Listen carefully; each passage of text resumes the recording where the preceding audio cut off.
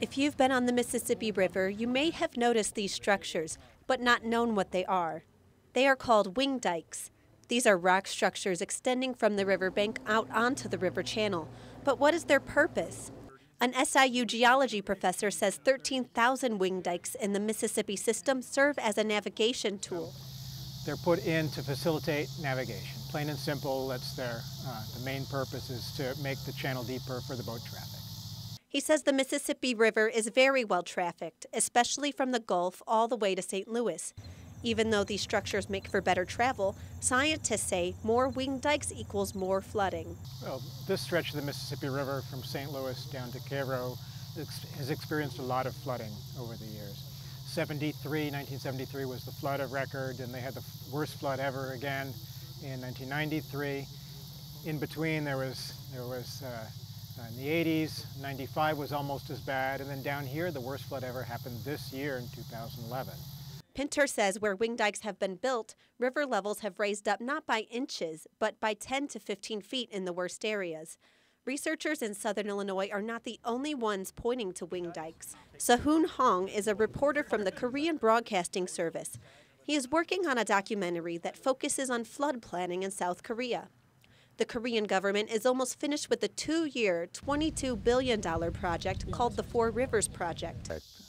We have in Korean Peninsula, there are 4 major rivers, and the government decided to engineering the river for the sake of safer the people in Korea, and it will be finished at the end of next month. Hong says the people in South Korea are unsure that the government has done a good job in planning this project and are worried about flood risks.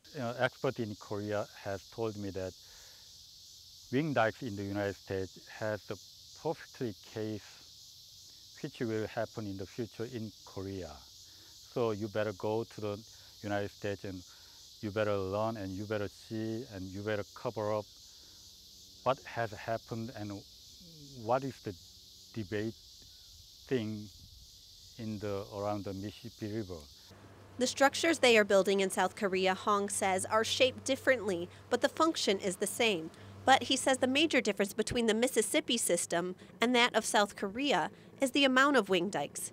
Here, over 13,000. There, just 16. I definitely can say that this is worse. Pinter says there are alternative methods to Wingdikes. In fact, the lower Mississippi gets good river traffic without nearly as many Wingdikes as the southern Illinois area.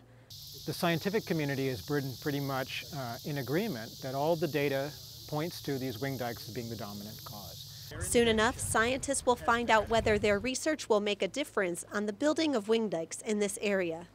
Right now, the Government Accountability Office, GAO in Washington, is looking at this issue with a report that should be forthcoming later this fall. We are eagerly looking forward to that report.